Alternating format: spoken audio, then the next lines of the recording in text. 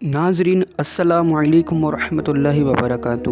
سیرت مصطفیٰ صلی اللہ علیہ وسلم پارٹ 13 دودھ پینے کا زمانہ۔ سب سے پہلے حضور صلی اللہ تعالیٰ علیہ وسلم نے ابو لہب کی لونڈی حضرت سبیبہ کا دودھ نوش فرمایا، پھر اپنی والدہ ماجدہ حضرت آمنہ کے دودھ سے سیراب ہوتے رہے، پھر حضرت حلیمہ سعدیہ آپ کو اپنے ساتھ لے گئیں اور اپنے قبیلے میں رکھ کر آپ کو دودھ پلاتی رہیں، اور انہی کے پاس آپ کے دودھ پینے کا زمانہ گزرا۔ شرفائے عرب کی عادت تھی کہ وہ اپنے بچوں کو دودھ پلانے کے لیے گرد و نواح کے دیہاتوں میں بھیج دیتے تھے۔ دیہات کی صاف ستھری آب و ہوا میں بچوں کی تندرستی اور جسمانی صحت بھی اچھی ہو جاتی تھی، اور وہ خالص اور فصیح عربی زبان سیکھ جاتے تھے، کیونکہ شہر کی زبان باہر کے آدمیوں کے میل جول سے خالص اور فصیح و بلیغ زبان نہیں رہا کرتی تھی۔ حضرت حلیمہ رضی اللہ عنہا کا بیان ہے کہ میں بنی سعد کی عورتوں کے ہمراہ دودھ پینے والے بچوں کی تلاش میں مکہ کو چلی۔ اس سال عرب میں بہت سخت کال پڑا ہوا تھا۔ میری گود میں ایک بچہ تھا، مگر فاقہ کی وجہ سے میری چھاتیوں میں اتنا دودھ نہیں تھا جو اس کو کافی ہو سکے۔ رات بھر وہ بچہ بھوک سے تڑپتا اور روتا بلبلاتا رہتا تھا، اور ہم اس کی دل جوئی اور دلداری کے لیے تمام رات بیٹھ کر گزارتے تھے۔ ایک اونٹنی بھی ہمارے پاس تھی، مگر اس کے بھی دودھ نہ تھا۔ مکہ مکرمہ کے سفر میں جس خچر پر میں سوار تھی وہ قدر لاغر تھا کہ قافلہ والوں کے ساتھ نہ چل سکتا تھا۔ میرے ہمراہی بھی اس سے تنگ آ چکے تھے۔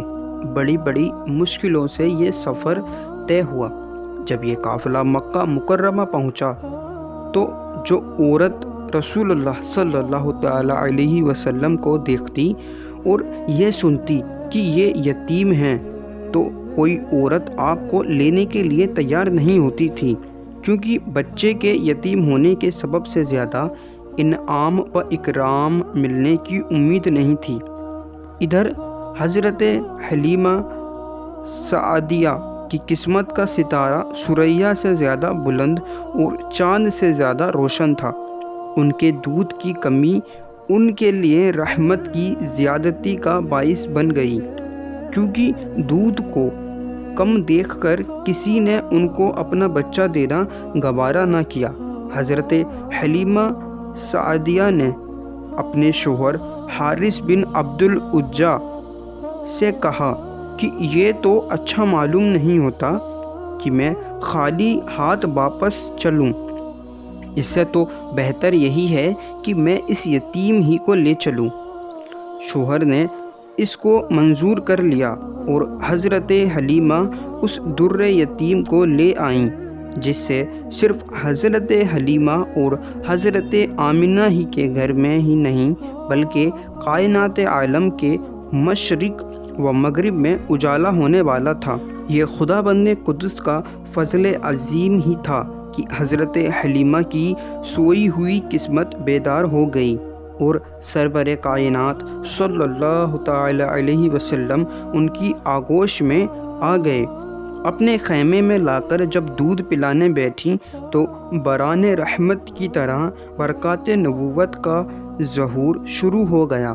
خدا کی شان دیکھیے کہ حضرت حلیمہ کے مبارک پستان میں اس قدر دودھ اترا کہ رحمت عالم نے بھی اور ان کے رضائی بھائی نے بھی خوب شکم سیر ہو کر دودھ پیا اور دونوں آرام سے سو گئے۔ ادھر اونٹنی کو دیکھا تو اس کے تھن دودھ سے بھر گئے تھے۔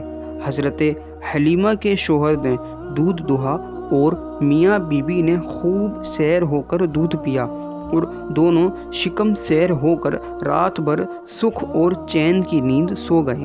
حضرت حلیمہ کا شوہر حضور رحمت عالم صلی اللہ تعالیٰ علیہ وسلم کی یہ برکتیں دیکھ کر حیران رہ گیا اور کہنے لگا کہ حلیمہ تم بڑا ہی مبارک بچہ لائی ہو۔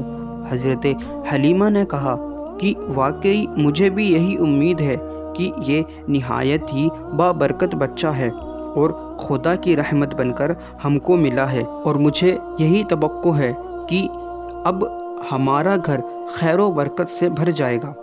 حضرت حلیمہ فرماتی ہیں کہ اس کے بعد ہم رحمت عالم کو اپنی گود میں لے کر مکہ مکرمہ سے اپنے گاؤں کی طرف روانہ ہوئے، تو میرا وہی خچر اب اس قدر تیز چلنے لگا کہ کسی کی سواری اس کی گرد کو نہیں پہنچتی تھی۔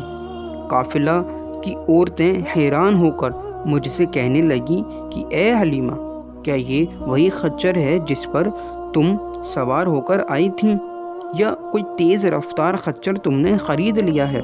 الغرض ہم اپنے گھر پہنچے، وہاں سخت قحط پڑا ہوا تھا، تمام جانوروں کے تھن میں دودھ خشک ہو چکے تھے، لیکن میرے گھر میں قدم رکھتے ہی میری بکریاں کے تھن دودھ سے بھر گئے۔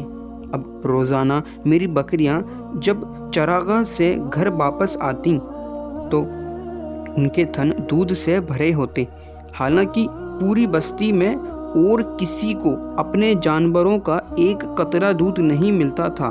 میرے قبیلے والوں نے اپنے چرواہوں سے کہا کہ تم لوگ بھی اپنے جانوروں کو اسی جگہ چراؤ جہاں حلیمہ کے جانور چرتے ہیں۔ چنانچہ سب لوگ اسی چراگاہ میں اپنے مویشی چرانے لگے جہاں بکریاں چرتی تھیں، مگر یہاں تو چراگاہ اور جنگل کا کوئی عمل و دخل نہیں تھا۔ یہ تو رحمت عالم کے برکات نبوت کا فیض تھا، جس کو میں اور میرے شوہر کے سوا میری قوم کا کوئی شخص نہیں سمجھ سکتا تھا۔ الغرض اسی طرح ہر دم ہر قدم پر ہم برابر آپ کی برکتوں کا مشاہدہ کرتے رہے، یہاں تک کہ 2 سال پورے ہو گئے اور میں نے آپ کا دودھ چھڑا دیا۔ آپ کی تندرستی اور نشو و نما کا حال دوسرے بچوں سے اتنا اچھا تھا کہ 2 سال میں آپ خوب اچھے بڑے معلوم ہونے لگے۔